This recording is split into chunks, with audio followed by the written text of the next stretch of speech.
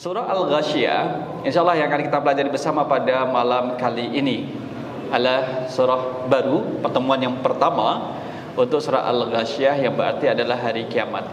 Dia Makkiyatun, Makkiyah. Bapak Ibu masih ingat Makkiyah ini kuno apa? Yang turun kalau Madaniyah? Lah kalau turunnya di Mina, napa? Minaniyah. Maka Mana Khalil Qattan dalam kitab Mabahith fi Ulumil Quran itu menyebutkan kategorisasinya adalah bukan tempat saja, tetapi kemudian periodisasi hijrah.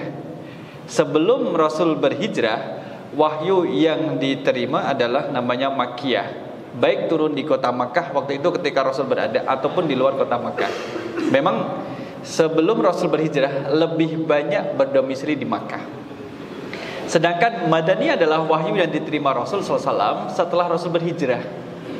Dan Rasul banyak berada di Madinah. Sekalipun di luar Madinah ketika dia adalah turun setelah berhijrah, maka disebut dengan Madaniyah. Masih ingat tak? Surah yang terakhir turun pada Rasul surat apa? Nama surat terakhir yang diterima oleh Rasul turun pada Rasul. Surat An-Nasr. Suratnya adalah surat An-Nasr.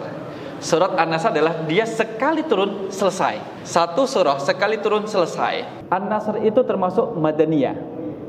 Berarti mananya apa kalau Madaniyah? Turun setelah Rasul berhijrah. Karena posisi Rasul waktu itu adalah ada di Mina. Turunnya surah An-Nasr itu ketika Rasul sedang haji wada, pada tanggal pertengahan hari Tasyrik. Tanggal berapa? 11, 12, 13. Pertengahannya berarti tanggal 12. Dan Rasul berada di Mina, tapi dia termasuk surah Madaniyah karena turun setelah Rasul berhijrah dan posisinya ada di Mina. Mina kan dekat dengan Makkah, memang kawasan Makkah, tapi disebut dengan Madaniyah.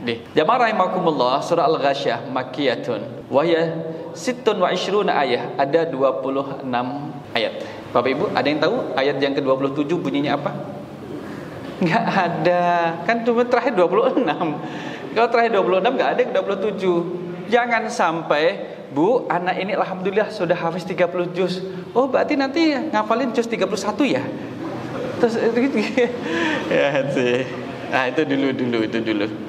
Nah, kita lihat firman Allah SWT. Nanti dari ayat ini kita akan mengambil ayat 1 sampai ayat yang kita intip sampai ayat yang ke-7.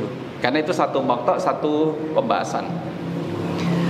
A'udzu billahi minasyaitonir rajim. Bismillahirrahmanirrahim. Hal ataka hadithul ghasyiyah.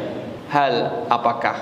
Atau sini hal ataka, sudahkah sampai kepadamu ataka hadithul ghasyiyah? Apa yang sampai? Berita tentang al-ghasyiyah.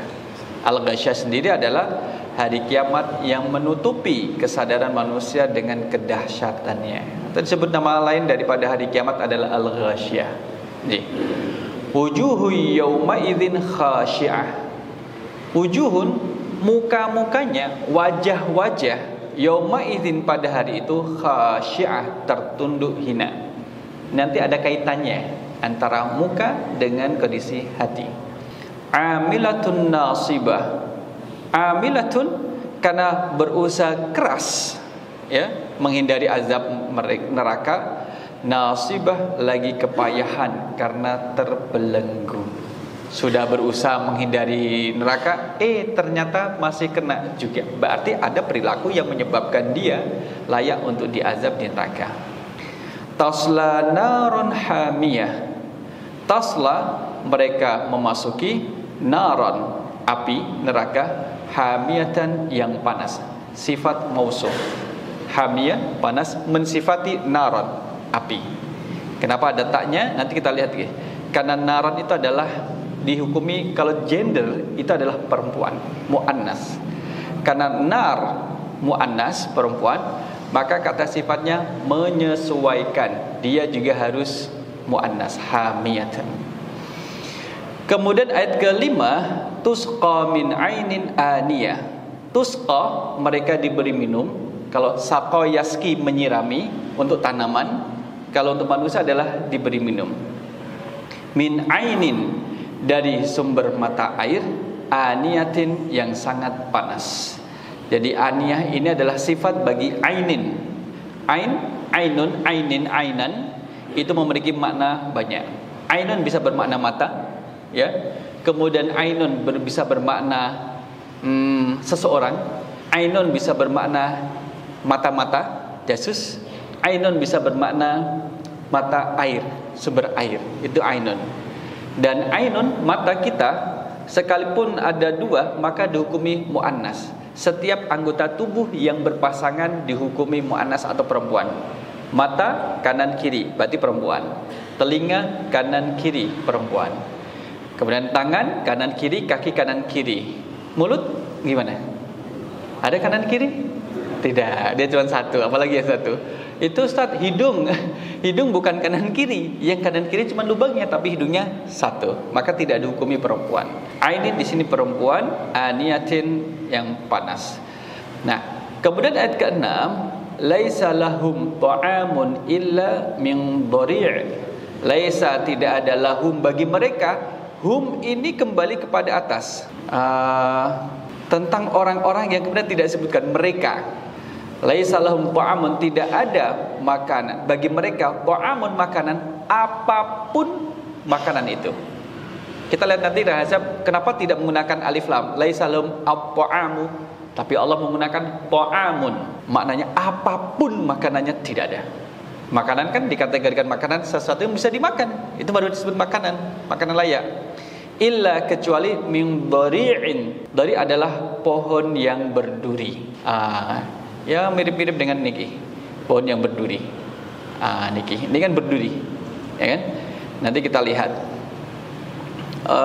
Berikutnya adalah terakhir pada waktu yang pertama, la yusminu wa la yughni min ju'. La yusminu, tidak, yang tidak menggemukkan, wala yughni, dan tidak pula menghilangkan min ju'in, dari rasa lapar apapun, nggak bisa. Karena makanan seperti ini adalah makanan untuk onta. Makanan berduri adalah makanan untuk onta, maka saya siapkan gambarnya di sini. Pohon apa kalau di sini namanya? Kaktus. Pohon kaktus kan berduri. Tapi bagi onta tidak masalah. Ada yang 2 punuk, ada yang kemudian 1 punuk. Ini 1 punuk. Bapak Ibu pernah makan telur onta? Siapa yang pernah memakan telur onta? Onta itu tidak bertelur. Karena struktur mulutnya onta itu didesain khusus oleh Allah tahan dengan duri. Inilah duri. Omonganmu kok pedes, panas, kayak apa? Kayak kaktus gitu. Ini. Jadi dia tahan dengan duri. Inilah kemudian pohon yang dimakan oleh onta adalah pohon yang berduri. Nah, jamaah rahimakumullah, kita lihat dari sisi maknanya tadi. Allah memulai dengan judul kita nanti adalah Haulul Qiyamati wa ahwalu ahlin nar. Kondisi hari kiamat dan bagaimana keadaan orang-orang yang ada di neraka. Karena kita memulai dengan surah baru, maka kita lihat surah ini disebut dengan surah Al-Ghasyiyah. Sumiyat suratul Ghasyiyah, disebut dengan surah Al-Ghasyiyah, diambil dari ayat yang pertama, hal ataka hadithul Ghasyiyah. Tapi kadang-kadang mengatakan, oh itu namanya surat hal ataka. Ya, kalau kita menyebut boleh, tapi kemudian tidak lazim. Yang lazim adalah hal ataka. Juz 30 biasanya disebut juz apa? Juz amma. Kenapa disebut dengan juz amma? Karena awal dari juz itu dimulai dengan amma yatasa'alun, sehingga disebut dengan juz amma. Kalau juz bismillah, juz berapa? Juz 1, Al-Fatihah kemudian Al-Baqarah gitu. Nah, inilah. Jadi Al-Ghasyiyah adalah min asma'i yaumil qiyamah. Salah satu dari nama kiamat adalah Al-Ghasyiyah, ada Al-Haqqah, At-Tamatul Kubra, dan juga Yaumul Qiyamah. Itu adalah nama-nama tentang hari kiamat, Ghasyiyah. Jadi Ghasyiyah itu yang menjadikan manusia, kalau disebutkan di sini adalah mereka yang menutupi kesadaran Ghasyiyah, menutupi kesadaran manusia dengan kedahsyatannya sampai tidak sadar dibuatnya. Jamaah rahimakumullah, kita lihat kandungannya. Ada 3 kandungan utama di dalam surah Al-Ghasyiyah ini. Pertama adalah tatahaddatsu hadhihi suratul makkiyatu an usulil i'tiqadi fi mawdu'atin thalatha. 3 hal yang dibincangkan dalam surah Al-Ghasyiyah berkaitan dengan usulil i'tiqad, tentang usul pondasi keimanan. Pertama, wasfu ahwalil qiyamah. Maka nanti dari surah Al-Ghasyiyah berbicara tentang hari kiamat. Juz 30 karakteristiknya adalah banyak berbicara tentang hari kiamat. Salah satu rukun iman yang kemudian diingkari oleh orang mereka yang mengingkarinya, enggak percaya kondisi dunia yang aman, tentram, masa kiamat sih Muhammad kamu ini mengada-ada. Itu kemudian tantangannya waktu itu. Wa ma yalqaul kafir wal mu'min fiha minasyaqa was sa'adah. Jadi saat terjadi hari kiamat atau kondisi setelah terjadinya kiamat gonjang-ganjing, maka manusia nanti terbagi menjadi dua. Ada asyaqa, orang-orang yang celaka, atau yang kedua adalah as-sa'adah, orang-orang yang bahagia, orang-orang yang bahagia. Wa wasfu ahlil jannati wa ahlin nar. Termasuk di dalam surah ini membicarakan tentang keadaan penghuni surga dan juga penghuni neraka. Kayak apa tuh keadaan mereka? Nah, kalau misalkan di sini digambarkan keadaan mereka, pertanyaannya, Ustaz, di surga sudah ada penghuninya atau belum? Di neraka sudah ada penghuninya atau belum? Nah, di neraka sudah ada penghuninya atau belum? Kalau kita lihat pada peristiwa Isra Mi'raj Rasul SAW, kemudian Rasul diperlihatkan dengan orang yang diazab, diperlihatkan dengan makhluk yang ada di dalam neraka, kan diperlihatkan juga. Apakah kemudian itu makhluk yang ada sebelum kita, sebelum manusia kita ini, atau kemudian itu menjadikan gambaran bahwa besok akan seperti itu orang yang berada di neraka? Allah alam. Tapi itu diperlihatkan. Surga neraka sudah ada atau belum Bapak Ibu? Sudah ada. Dia sudah ada. Jadi surga yang disebutkan dalam Ali Imran ayat 133 itu sudah ada. Uiddat lil muttaqin, yang Allah siapkan bagi orang-orang yang bertakwa. Yang kedua, kandungan kedua dalam 26 ayat nanti, isbatu wahdaniyatillahi wa qudratihi wa hikmatihi wa ilmihi bidalili khalqis samai wal ibil wal jibal wal ard wa ghairiha min ajaibi san'atil ilahiyah. Allah menjelaskan terkait dengan kemahaesaan Allah. Allah itu Maha Esa. Allah itu Esa. Esa atau satu? Esa. Karena satu akan melahirkan dua, tiga, empat. Maka kul huwallahu ahad, ahadun bermakna Esa. Tidak melahirkan bilangan kedua, ketiga, keempat. Maka bukan kul huwallahu wahidun. Bukan. Kalau wahidun ada isnani, salasa, arba'ah, sampai banyak nantinya. Wa qudratihi, dan juga kemahakuasaan Allah. Allah kemudian menunjukkan, jadi bahasanya, aku yang maha kuasa, aku yang menciptakan langit dan juga bumi. Bahkan kemudian onta sekalipun kemudian diciptakan oleh Allah dengan keistimewaannya. Bapak Ibu, onta sekali minum bisa berapa liter kalau onta? Pinter, banyak kurang lebih 20 liter. Itu kalau 1 bulan sampai tidak minum, onta tidak minum, masih bisa bertahan. Kalau hanya 7 hari gak minum, masih punya simpanan. Kita berapa hari Bapak Ibu? Dehidrasi, nanti kena dehidrasi. Maka ada kelebihan, matanya onta berlapis. Debu datang, maka lapisan dalam tertutup, tapi masih bisa melihat. Masih bisa melihat. Termasuk juga kalau kita lihat, alisnya onta itu panjang atau pendek? Alis mata onta. Nah, kita tulis saja Bapak Ibu. Alis mata onta. Ada enggak? Nah, sambil nunggu, alis mata onta. Tahu-tahu alisnya kelihatan. Nah, ini alisnya. Oh, malah ini malah burung onta. Nah, ini sama-sama onta. Jadi dia memiliki struktur mata yang kemudian berbeda dengan hewan lain pada umumnya. Didesain agar kemudian bisa tahan ketika ada badai pasir. Itu adalah onta. Termasuk juga kalau kita lihat Bapak Ibu, struktur kakinya juga. Oh, gitu. Kaki onta. Kayak apa kakinya? Loh, benten toh. Jadi onta itu berjalan di atas kakinya atau di atas kukunya? Di atas jarinya atau di atas kukunya? Gitu. Aneh kan? Ngeten niki. Jadi didesain supaya bahasanya tidak ambles. Ketika menapakkan kaki di atas pasir itu tidak ambles Bapak Ibu. Nah, nanti kalau pada waktu pembahasannya kita akan lihat.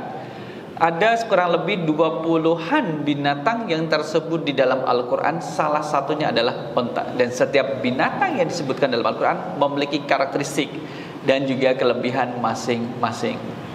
Masih ingat nyamuk? Berapa sayapnya Bapak Ibu? Sayapnya nyamuk berapa? 4 apa 6? Hah? Sayapnya nyamuk. Nah, kita tinggal tanya aja. Berapa jumlahnya? Sayapnya pun kemudian ada nama-namanya Bapak. Luar biasa ini namanya. Ini ada nama-namanya. Sayap bercak, ini bercaknya dikasih simbol. Kemudian ini namanya ada costa, subcostal vein. Vein. Ada nggak sebagian sidaru misalkan terus nomornya. Nah, nyamuk saja kemudian memiliki karakteristik. Dia memiliki 3 buah jantung, kemudian memiliki 48 gigi. Nyamuk yang betina memiliki 6 buah pisau, kemudian memiliki alat cairan yang dikeluarkan untuk menjaga darah manusia itu tetap cair supaya bisa disedot. Dan dia memiliki detektor, alat yang mengidentifikasi letak darah terbaik yang ada dalam tubuh manusia. Ini coklat, meja juga coklat. Nyamuk tahu mana yang coklatnya tangan manusia, mana yang coklatnya kayu, itu tahu. Itu ada detektornya. Dan lebih menakjubkan, di punggungnya nyamuk ada hewan kecil yang memang hewan itu hidupnya di punggungnya nyamuk. Gitu. Nyamuk kecil masih ada hewan yang lebih kecil di punggungnya. Ada yang lebih kecil dari hewan yang di punggungnya nyamuk? Mungkin ada. Tenggune nyamuk yang ada di punggungnya nyamuk misalkan. Itu. Jamaah rahimakumullah, itu nanti berbicara terkait dengan kemahakuasaan Allah Subhanahu wa taala. Bahkan kemudian Allah menciptakan gunung. Bapak Ibu, gunung itu aslinya berwarna-warni apa buatan? Gunung itu berwarna-warni. Gunung itu warna-warni. Kalau kita lihat, mungkin karena gunung kita beda dengan gunung yang lain. Jadi kan kalau tindak ke Jabal Mahnet, itu gunungnya itu warna-warni. Jabal Mahnet. Ada sudah ke sini? Magnet. Wah. Ya, ini memang gunungnya seperti ini. Jadi kalau naik kendaraan akan tertarik di sini. Daya di sini. Dan ini warna-warni.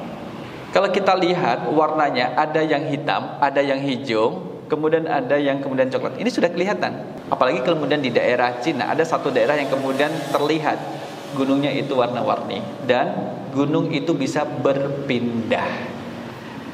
Gunung itu berpindah. Tapi kemudian tidak bisa kita lihat dengan kasat mata. Mungkin setahun cuma 1 senti.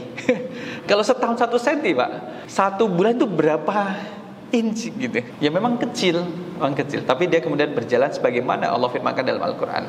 Yang ketiga akan berbicara terkait dengan bi khatimati tasyabuh khatimati soal mutaqaddimah tazkirin nasi birruju ilallah. Sama seperti surah sebelumnya nanti adalah bahwa manusia itu semua akan kembali kepada Allah lil hisabi wal jaza, untuk dihisab, dimintai perhitungan, dan wal jaza, dan diberi balasan masing-masing. Kalau kita lihat, memperhatikan bahwa kita akan dihisab oleh Allah dan diberi balasan, selama kita mengingatnya itu dengan pengingatan yang baik, maka akan melahirkan kehati-hatian dalam berucap, bertindak, dan berperilaku. Sebenarnya sudah kita ingatkan Bapak Ibu, sejak awal kita bangun kita sudah mengingatkan. Bagaimana doa bangun tidur? Allahumma barik lana. Apa ya? Apa? Rabbana atina fid dunya hasanah. Alhamdulillahilladzi ahyana ba'da ma amatana wa ilaihin nusyur. Bagian akhir dari doa setelah bangun kita tidur itu, wa ilaihin nusyur, dan kepada Allah lah kita nanti akan dikumpulkan. Kita akan dikumpulkan nantinya. Karena kita akan dikumpulkan dan kita sadar, maka berhati-hati ketika bertemu dengan orang yang pertama kali kita temui setelah bangun tidur. Siapa? Keluarga kita. Kalau dengan keluarga kita yang kita temui setelah bangun tidur, kita memulai dengan aktivitas yang baik, insya Allah di luar juga akan memulai dengan baik. Kalau misalkan bangun tidur saja dengan keluarga kemudian sudah tidak baik moodnya, maka bisa berdampak pada orang yang berada di luar rumah. Nah, itu menjadikan kita harus berhati-hati berinteraksi dengan orang yang bangun tidur. Sensitif napa boten? Sensi kan gitu. Ayo tangi, terus azan. Ayo tangi, sudah azan subuh gitu. Masa nggak bangun-bangun sudah andan kayak gini dah nggak bangun-bangun, sensi, orangnya akan sensi. Sebenarnya kalau dibangun dengan cara yang halus akan bangun, gitu, akan bangun. Kalau suami punya cara tersendiri membangunkan istrinya, istri juga punya cara tersendiri untuk membangunkan suaminya. Tapi kemudian saling menjaga, jangan sampai menimbulkan sensitivitas, kemudian terus berawal dalam bentuk marah dan emosi. Nah, wa ilaihin nusyur sama seperti ini. Kita diingatkan bahwa kita akan dikembalikan kepada Allah dan akan dihisab. Wa amara Rasulullah sallallahu alaihi wasallam as-salata bitazkiri bima anzala ilaihi min syara'i wal ahkam. Maka Rasul sallallahu alaihi wasallam juga mengingatkan kepada kita untuk melihat, mengingatkan terkait dengan apa yang kemudian diturunkan oleh syariat. Hati-hati. Hati-hati. Kalau Jogja, wabil khusus Sleman, kemarin tadi pagi sudah ada edaran darurat miras. Ya kan? Selebaran warna merah itu, bukalah outlet 2-3 di sini, di sana, di sini, di sana, yang kemudian kita harus ambil perhatian. Jadi menjaga diri dan keluarga menjadi penting. Kalau seorang muslim jangan memfasilitasi untuk orang lain melakukan kemaksiatan yang dibenci oleh Allah. Misalkan, nganu Pak Ustadz, saya cuma jualan miras kok. Loh, kok cuma jualan miras? Maksud apa? Saya nggak minum Ustadz.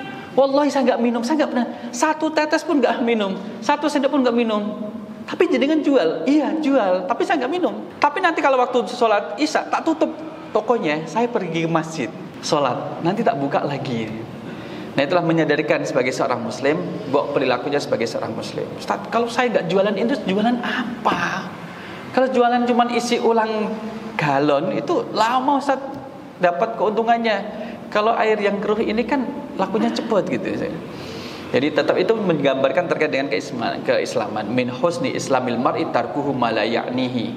Kualitas keislaman seseorang itu dilihat seberapa jauh dia meninggalkan perbuatan yang tidak bermanfaat. Kita, jamaah rahmatullah, kita lebih tahu dengan tantangan kita masing-masing dan juga ketidakbermanfaatan perilaku yang ada di hadapan kita untuk ditinggalkan, kita lebih tahu daripada orang lain. Maka kita fokus pada godaan kita masing-masing. Fadluha, keutamaannya, jamaah rahimakumullah. Kalau misalkan tadi salat Jumat dan imam membaca ini, di sinilah taqaddama fi fadli surati sabiqah ma akhrajal Muslim wa ahlus sunan dari Nu'man bin Bashir anna Rasulullah sallallahu alaihi wasallam kana yaqra'u bi sabbihisma rabbikal a'la ya wal ghasyiyah fil jum'ah wal idaini. Jadi Rasul sallallahu alaihi wasallam ketika salat Jumat dan juga salat Idul Adha dan Idul Fitri, rakaat pertama membaca Sabbihisma rabbikal a'la, rakaat kedua membaca Hal ataka haditsul ghasyiyah.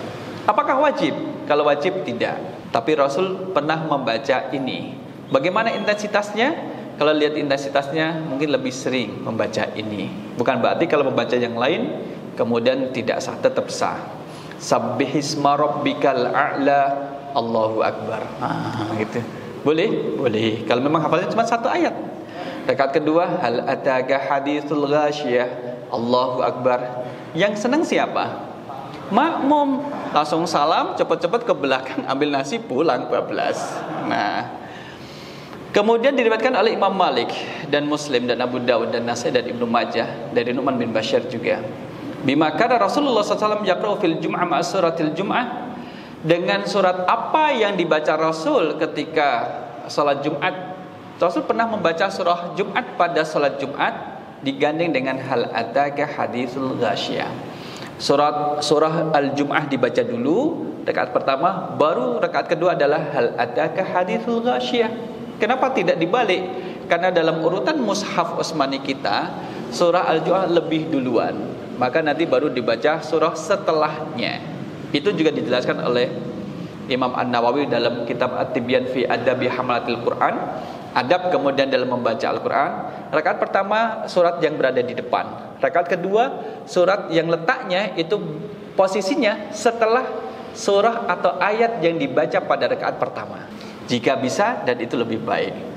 Misalkan kalau rakaat pertama membaca An-Nas, apa surah setelah An-Nas? Ayo. Jadi waladhdallin amin. Shadaqallahul azim. Allahu akbar. Bukan, sedekah itu bukan surah. Jadi balik ke depan.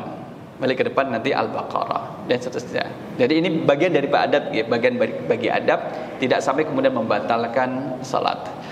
Taib. Kemudian kita lihat haulul qiyamati wa ahwalu ahlin nar.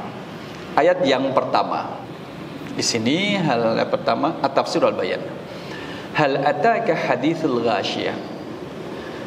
Sudahkah datang kepadamu tentang peristiwa atau berita hari kiamat? Jadi hal ataka. Yang bertanya siapa Bapak Ibu yang bertanya? Z. Yang ditanya siapa? Z. Kan enak karena kita di shorting ini kan enak ini. Oh, jamaknya bisa jawab semua. Iya, bisa jawab semua. Hal ataka haditsul ghasyiyah. Yang ditanya adalah Nabi Muhammad. Yang kemudian yang bertanya adalah Allah Subhanahu wa taala di sini. Jadi kalau kita lihat ini kan hal balagha ya Muhammad hadisul qiyamati wa 'allamta khabarahu. Apakah telah datang kepadamu wahai Muhammad tentang peristiwa hari kiamat dan kabarnya seluk-beluk yang berkaitan dengan hari kiamat. Disebut dengan al-ghasyiyah li'anna tashal khalaik, menutupi kesadaran manusia. Peristiwa yang dilihat oleh manusia kala itu saat terjadi hari kiamat belum pernah dilihat sebelumnya. Bahkan mungkin tidak terbayang seperti yang dilihat. Karena tidak membayangkan ternyata seperti ini ya. Misalkan ketika melihat ombak tsunami, paling tinggi ombak itu berapa meter Bapak Ibu? Ombak tsunami yang paling tinggi. Ayo. Tanya ombak tsunami tertinggi. Tanyanya ke sini terus, jadi kan ditanya. Jadi kalau kita lihat, bisa beberapa meter. Lah ya beberapa meter ini berapa? Tertinggi di dunia kita lihat, Masya Allah 524 meter, setengah kilo. Iya. Tapi tahun 1958 sudah lahir Bapak Ibu? Mungkin sudah ada lahir gitu ya. Nah ini dengan gempa 7,8 skala Richter, menyebabkan tanah longsor besar menimbulkan tsunami hingga 524 meter di Teluk Lituya, Alaska, Amerika. Nah kan masih, berarti kalau terjadi 524 meter sudah ada bayangan, berarti ini hari kiamat lebih dahsyat daripada itu. Tidak terbayang kemudian sebelumnya. Ya. Karena kita singgung kemarin, orang kalau di saat hari kiamat itu tidak ada tempat untuk berlindung Bapak Ibu. Di mana mau berlindung? Orang kemudian mengatakan besok kita buat bunker, kalau terjadi kiamat kita masuk dalam bunker yang didesain dengan semua kebutuhan itu disiapkan di dalamnya. Dari kesehatan, kemudian dari makanan. Bahkan kalau perlu minum kapsul yang kemudian sekali minum bisa bertahan sekian bulan nggak makan. Sekalipun demikian tidak berefek, tidak bisa melindungi orang yang berada di dalamnya dari kerasnya hari kiamat. Wah, gagal. Ya sudah, kita buat kapal selam. Di saat terjadi gempa bumi kiamat yang dahsyat itu, masuk ke dalam lautan, kan nggak apa-apa, aman. Persediaan oksigen dibuat bertahun-tahun misalkan. Tidak bisa, karena laut akan dipanaskan oleh Allah dan menjadi air yang mendidih. Ya sudah, kalau gitu kita buat pergi ke ruang angkasa, terbang ke luar angkasa. Jangan bisa, karena bumi, langit akan dibuka pintunya dan menjatuhkan semua benda-benda yang ada di dalamnya. Nggak ada, ainal mafar. Mau lari kemana? Nggak bisa, nggak bisa. Maka orang-orang yang kemudian mengingkari tentang hari kiamat, kalau pada waktunya dia akan diperlihatkan oleh Allah, ini loh yang kalian ingkari. Bapak Ibu, pengen lihat dari kiamat apa boten? Pengen apa boten? Boten Pak Ali? Berarti pengen cepat-cepat mangkat? Nah itu. Itulah orang yang kemudian mengingkari hari kiamat, Allah akan tunjukkan ini loh yang kamu ingkari. Nah di saat orang yang ingat terhadap hari kiamat itu melihat hari kiamat dan dia itu kemudian bertobat, tidak bisa diterima tobatnya. Sudah tertutup. Selama ini kemana saja?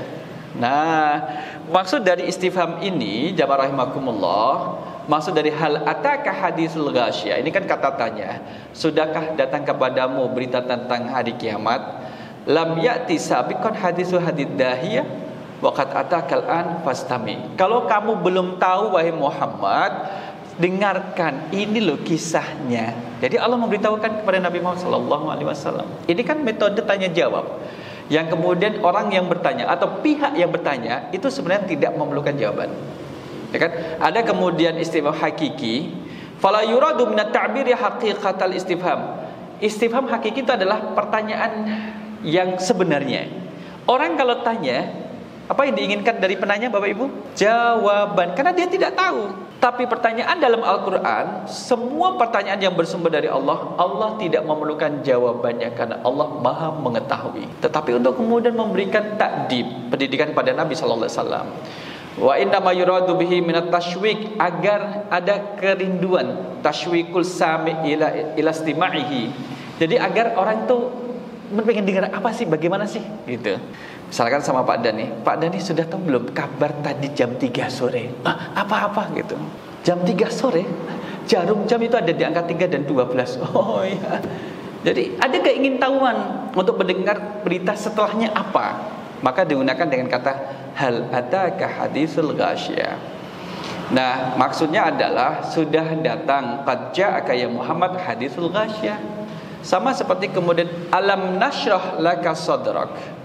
Bukankah telah kami lapangkan dadamu? Alam nashrah, itu kan satu pertanyaan. Tapi kemudian Allah memberitahukan yang sebenarnya. Ara'aital ladzi yukadzibu biddin? Tahukah kamu siapakah orang yang mendustakan agama? Nah, itu pertanyaan yang kemudian ingin memberitahukan kepada Nabi Muhammad sallallahu alaihi wasallam. Di sini jamaah rahimakumullah, hal ataka hadisul ghasyiyah itu menggambarkan bahwa summa dzakara ahwalan nasi fihi wa qisamihim ilal fariqaini. Hanya ada dua kelompok.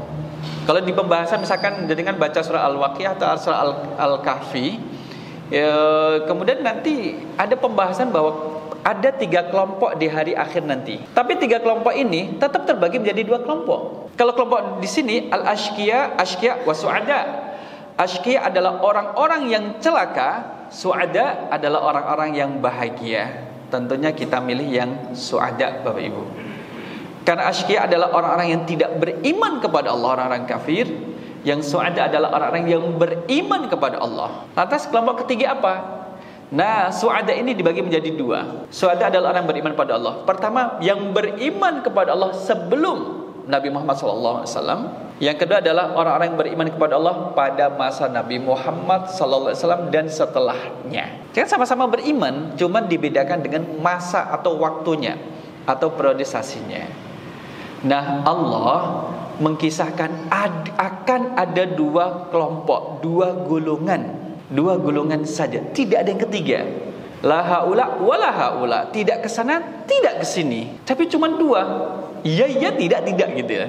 Kalau enggak putih ya hitam gitu. Wa bada'a bi wasfil ashqiya. Allah mulai dengan mensifati orang-orang yang celaka dulu. Orang-orang yang celaka. Kenapa dia celaka?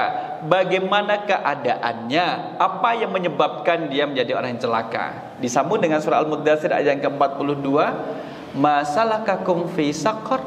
Qalu lam nakum minal musallin. Apa yang menyebabkan kamu masuk ke neraka Saqar? Dijawab, qalu, mereka menjawab yang di neraka Saqar, qalu lam nakum minal musallin, kami tidak termasuk orang-orang yang mengerjakan sholat. Lah biasanya kan ketemu di samping masjid. Iya, tapi aku ora sholat. Lah biasanya kan ikut pengajian pada sholat. Iya, tapi aku enggak sholat. Lah biasanya kan ikut pengajian maghrib sama isya. Iya, ketika ada waktu sholat isya aku enggak sholat. Nah itu. Itu kalau disambung dengan surah Al-Muddatsir 42. Li'anna mabna surah al-takhwif. Kenapa dimulai dengan tentang kelompok orang-orang yang celaka? Karena surah Al-Ghasyiyah itu didesain oleh Allah untuk menakut-nakuti, Maka pembahasan surah Al-Ghasyiyah biasanya sedikit yang datang. Karena menakut-nakuti gitu. Nah, di sini kemudian dimulai dengan wujuhu yauma idzin khashi'ah amilatun nasibah. Wujuhu yauma idzin khashi'ah. Muka-muka orang-orang pada hari kiamat itu yang ashqiya, orang yang celaka itu, yauma idzin pada hari itu khashi'atun. Wujuhnya ini kemudian dalam bentuk isim nakirah Bapak Ibu. Wujuhun, muka-muka. Jadi banyak macam ketika Allah menggunakan isim nakirah dalam Al-Quran, ada kalanya untuk memuliakan. Kita lihat misalkan di sini, memuliakan. Kita lihat di tafsir.app, kemudian kita rubah settingnya. Hayatun walakum fil qisasi hayatun. Mana Bapak Ibu? Walakum fil qisasi hayatun. Hayatun ini adalah dibuat dalam bentuk isim nakirah. Tidak al hayatu, benten, beda maksudnya. Walakum, dan bagi kalian, fil qisasi, pada hukum kisos, membunuh dibalas dengan membunuh, dihukumi dengan membunuh. Orang membunuh dengan qatlul amdi, membunuh secara sengaja, ada perencanaan, ada usaha, dan kemudian terwujud, maka pelakunya dihukum dengan dibunuh, maka qisas. Hayatun, ada kehidupan. Allah buat hayatun di sini dalam bentuk isim nakir adalah memuliakan kehidupan. Allah ingin memuliakan kehidupan. Kalau tidak ada qisas, kehidupan ini enggak berarti. Wes pateni, karena tidak ada pembalasan dengan dibalas dibunuh semisalnya. Maka di sini kemudian menjadi mulia. Ada kemudian dalam Al-Quran Allah bentuk dalam surah Al-Ahzab, uswatun hasanatun. Laqad kana lakum fi rasulillahi uswatun hasanatun.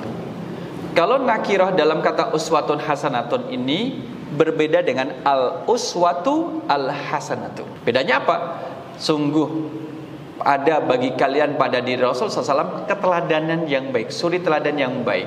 Kalau dikasih alif lam, al-uswatu al-hasanatu, hanya satu hal saja yang kita teladani dari Nabi SAW. Jamaah rahimakumullah, wujuhu yawma idin khasyi'ah amilatun nasibah. Muka-muka siapa ini? Adalah wahum kuffar. Jadi muka yang tertunduk hina itu menggambarkan suasana hati. Jadi suasana hati, kondisi hati seseorang itu tidak bisa kita lihat secara langsung. Maka bisa dilihat dari mimik mukanya. Bagaimana ekspresi mukanya. Sebahagia-bahagianya ekspresi orang bahagia, kalau dia menyembunyikan kesedihannya, pasti akan nampak kesedihan itu di sela-sela kesedihannya, gitu.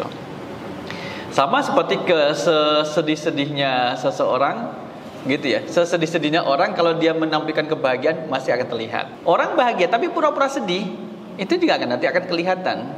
Jadi cara yang mudah untuk mengetahui kondisi hati seseorang adalah apa yang terlihat dalam raut mukanya, gitu. Nah, inilah wujudnya. Muka-muka, ay ashabul wujuh wal muradu bil wajhi dzat, ay ashabuha. Memang ekspresi muka mereka tertunduk hina karena mereka adalah orang-orang kafir, ya. Jadi sebagai bentuk kehinaan yang mereka sudah tahu. Dalam ketundukannya itu mereka sudah tahu akan kemana, ke neraka, sudah tahu dan tidak bisa dirubah. Sebagaimana kelompok kanan, kelompok kiri, aku tak melu kelompok kanan baik, nggak bisa, karena sudah ditentukan oleh Allah berdasarkan amalnya masing-masing. Ketundukan mereka, kehinaan mereka ini adalah amilatun nasibah, sudah bekerja keras, bertungkus lumus di dunia, tapi kemudian tidak selamat. Di sini disebutkan waqad kana ashabuha fid dunya ya'maluna amalan katsira. Banyak aktivitas, kegiatan, bahkan amalan yang dia lakukan. Wa yadba'una anfusahum fil ibadah. Sampai kemudian apapun bentuk ibadah dilakukan. Tetapi mereka itu wala ajrahum 'alaiha, tidak dapat pahala. Enggak dapat pahala. Limahum alaihi minal kufri wad dhalal, karena mereka dalam keadaan kufur dan sesat dan juga tidak beriman kepada Allah dan Rasulnya. Yang wal imanu billahi ta'ala wa rasulihi syartu qubulil amal. Iman kepada Allah dan Rasul menjadi syarat diterimanya amalan. Wal ayah fil qissisina wa ubadil awsan. Ini bagi para pendeta-pendeta dan para penyembah patung berhala. Yang kemudian mereka bersungguh-sungguh sampai sahabat Abu Bakar misalkan bertemu dengan pendeta, kemudian sampai nangis, ya Allah, dia sudah melaksanakan ibadah menurut keyakinannya, tapi bagi Allah kemudian tidak diterima. Ibaratnya jadi apa? Maka nanti dijadikan sebagai amal kebaikannya garomadin. Mathalul ladzina kafaru bi rabbihim. Perumpamaan bagi orang yang ingat terhadap Tuhan mereka, a'maluhum, amal perbuatan mereka, kebaikan yang mereka lakukan, menyantuni fakir miskin, memberikan donasi, kemudian menyantuni yang lainnya, membantu, jujur, menepati janji, A'maluhum, amal perbuatan mereka yang baik-baik itu karomadin istaddat bihir rihu fi yaumin asif, bagaikan abu hasil pembakaran yang ditiup oleh angin yang kencang pada saat musim bertiup dengan kencang. Jadi nggak diakui oleh Allah. Kenapa? Dia ingat terhadap Tuhannya. Atau kemudian kasarabim biqi'ati yahsabu dzam'anu ma'a, kayak fata morgana. Walladzina kafaru a'maluhum, perumpamaan orang-orang kafir yang tidak beriman kepada Allah, amal perbuatan mereka adalah kasarabin, bagaikan fata morgana, awang-awang, dikira air bagi orang yang haus. Terakhir wa qadimna ila ma 'amilu min 'amalin faj'alnahu haba'an mansura. Dan kami hadirkan amal perbuatan mereka min amalin faj'alnahu haba'an mansura, dijadikan debu yang berterbangan. Semuanya tidak diakui oleh Allah SWT. Kenapa? Mereka tidak beriman kepada Allah dan Rasulnya yang menjadi syarat diterimanya amalan. Inilah jamaah rahimakumullah, kita sampai di ayat yang ketiga. Besok kita lanjutkan dengan ayat setelahnya insyaallah. Maka kita tutupkan dengan doa kafaratul majlis. Subhanakallahumma wa bihamdika asyhadu an la ilaha illa anta astaghfiruka wa atubu ilaik. Aqulu qouli hadza astaghfirullah li wa lakum. Wassalamualaikum warahmatullahi wabarakatuh.